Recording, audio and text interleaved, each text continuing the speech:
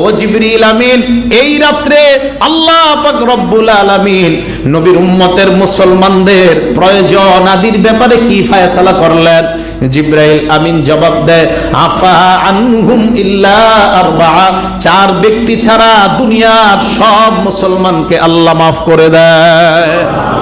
কয়জন? 1 নাম্বার প্রশ্ন করলেন সাহাবারা, মান হুম ইয়া রাসূলুল্লাহ, এই 4 জন কারা আমরা জানতে চাই। আল্লাহর নবী বললেন, 1 নাম্বার মুদমিনু খামরিন, শরাব পানকারী। 2 নাম্বার ওয়াকুল লিওয়ালিদাই, পিতা মাতার অবাধ্য সন্তান। 3 নাম্বার আও কাতিউ রহিমিন, আত্মীয়তার সম্পর্ক ছিন্নকারী। 4 নাম্বার মুশাহিন, মুশাহিন অর্থ বিদ্বেষ পোষণকারী।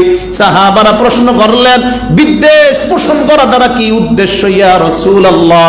আল্লাহর নবী জবাব দিলেন, আল মুসারিম, মুসারিম শব্দের অর্থ এক মুসলমান আরেক মুসলমানের সাথে সম্পর্ক ছিন্ন করে।